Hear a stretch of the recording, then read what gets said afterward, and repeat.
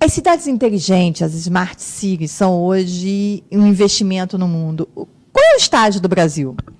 O Brasil tem alguns projetos em áreas estratégicas, como o transporte, por exemplo, que é a espinha dorsal de uma cidade inteligente. O transporte ele toca saúde, ele toca educação, ele toca uma série de áreas de segurança, etc., que são áreas da cidade inteligente. Então, seria interessante o Brasil aproveitar a questão do transporte, a questão da conectividade dessas cidades, para habilitar projetos pilotos nessa área. Novamente, levando aquela questão do Cineave, a questão do emplacamento eletrônico de veículos, essa infraestrutura pode ser uma espinha dorsal e de conexão de uma cidade inteligente.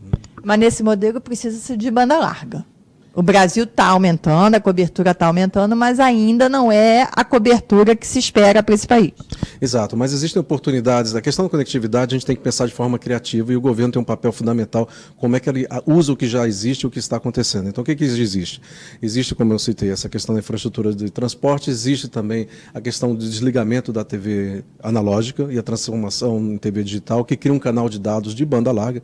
Cada canal chega até 200 megabits por segundo em cada canal que você pode transmitir. Tudo bem, ele tem uma limitação, porque ele é só de uma direção, né? A direção do radiodifusor para baixo, não para cima, mas nós temos maneiras criativas com a internet das coisas de criar conexões de retorno. Então, a gente precisa pensar como mercados como o Brasil, que tem essa dificuldade de infraestrutura, mas tem projetos que abrangem 98% dos lares, como a TV, como a gente tirar proveito dessa oportunidade para disponibilizar essa conectividade de uma forma mais efetiva a curto prazo. Lógico que, olhando pela internet das coisas, o que a gente quer é um tal de um padrão IPv6 que vai permitir endereçar cada objeto. Eu não vou precisar conseguir dar um endereçozinho, uma identificação para cada objeto no mundo, e existe um endereço suficiente para 3 vezes o que existe de coisas no mundo, mas a gente sabe que a gente está num mercado que tem limitações e que a gente precisa surfar essa onda o mais cedo possível. Então, vamos tirar proveito do que existe e adaptar para as necessidades, para que a gente possa já começar esses pilotos desde agora e surfar a onda. Novamente, a indústria não consegue fazer isso sozinha, por mais que nós tenhamos esse diálogo para criar interoperabilidade, para criar padrões abertos, é preciso um direcionamento do governo em relação a isso. Então, um papel fundamental para que o governo proporcione esse diálogo em cima do que realmente pode ser feito a curto prazo. Então, não é preciso esperar o 5G? Eu acho que não é preciso. A gente precisa fazer com o que tem agora. O 5G, obviamente, é onde nós vamos chegar, mas se a gente quer surfar a onda da internet das coisas e não pegá-la quando já está quebrando, que foi o caso da internet, de outras ondas tecnológicas que o Brasil passou, a gente precisa realmente usar o que a gente tem hoje, e de uma forma criativa. E, novamente, acho que existe essa oportunidade, desde que a gente tenha uma liderança no país. Né? A inovação hoje é crucial. As políticas públicas do governo estão olhando para a inovação como forma de desenvolvimento? A inovação é crucial. O governo tem feito muito trabalho em termos de tentar estimular a inovação no Brasil, novas leis, como nós nos engajamos com a parte acadêmica, estímulos como o Startup Brasil na área de empreendedorismo, mas é preciso ter uma política holística que olhe todas as áreas da inovação. E a inovação hoje em dia é cada vez mais aberta, então essa questão de olhar somente a interação com a academia ou algum programa específico de empreendedorismo é uma semente, é um início, mas é preciso pensar como envolver a indústria como um todo.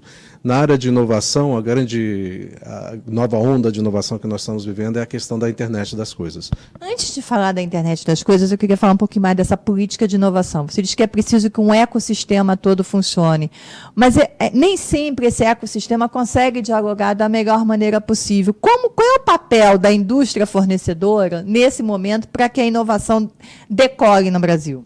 Nós sabemos que para essa inovação decolar precisa ter escala. E para que haja escala, nós precisamos colaborar em um ecossistema, precisa colaborar um com o outro, evitar ilhas. Né? Então, essa interoperabilidade, a questão de padrões abertos é fundamental para criar escala. Então, nós mesmos estamos nos juntando, seja com competidores ou com colaboradores para criar esses padrões. Então, o diálogo já existe da indústria. O governo tem um papel fundamental aqui para agarrar esse diálogo e tentar levar para um próximo nível, né? Conseguir que realmente se torne leis, se torne regras que a gente possa conjuntamente utilizar no país como um todo. O Brasil tem capacidade para ser um centro global de inovação? O Brasil tem capacidade, a gente tem desafios continentais no Brasil, nós temos um mercado de escala que pode gerar essa escala interessante, não só na área de serviço, mas na área de infraestrutura também. E é um ótimo laboratório, que o Brasil tem desafios desde a Amazônia até o Rio Grande do Sul, em termos tecnológicos bastante interessantes. E temos também desafios interessantes, como na área de transporte, onde é uma área que nós temos trabalhado já há algum tempo. O Brasil tentou implementar um projeto que ainda começa a sair do papel agora, de emplacamento eletrônico de veículos, que seria o primeiro grande projeto no mundo de internet das coisas, num país continental como o Brasil. Vamos falar de internet das coisas. A pergunta que se faz é o seguinte: o Brasil pode perder essa janela de oportunidade? Sim, como tudo na área de tecnologia, acontece muito rápido, naquela velocidade exponencial, que é difícil da gente entender, mas é muito rápido. Então, a internet das coisas, a gente falava há pouco tempo em 50 bilhões de dispositivos até 2020, em vários números, isso já está acontecendo, já é realidade. O Brasil já lidera em uma das áreas, que são a questão de máquina-máquina, M2M, mas a gente tem que tirar proveito dessas sementes que nós temos no país para se posicionar nessa oportunidade que vai acontecer muito rápida, na escala e na velocidade que aconteceu a internet, a mobilidade, etc. Qual é o papel? O que é preciso ser feito no curto, médio prazo para que o Brasil tenha uma posição de destaque no negócio internet das coisas? A internet das coisas requer alguns básicos princípios muito importantes. Primeiro de tudo, na internet das coisas, os dados aqui vão virar o novo petróleo dessa economia da internet das coisas. Então é muito importante a questão de privacidade, como é que nós vamos proteger os dados. Segurança é fundamental. E segurança ela tem que ser de ponta a ponta. A gente não pode só pensar em segurança na nuvem, ou na conectividade, ou no carro, no veículo. A gente tem que pensar desde o veículo até a nuvem. Então essa é uma das áreas que o governo tem um papel fundamental para colocar segurança como uma das bases dessa oportunidade. A segunda é a questão da interoperabilidade e de padrões abertos, também que o governo tem um papel fundamental em desenvolver esse diálogo com a indústria, olhando sempre o que está acontecendo na área internacional. Esses padrões tendem a ser internacionais, então não adianta a gente também ficar querendo criar uma ilha no Brasil com o próprio padrão brasileiro, que a gente não vai criar escala, não vai conseguir diminuir o custo dessa solução e consequentemente, a adoção pelo mercado.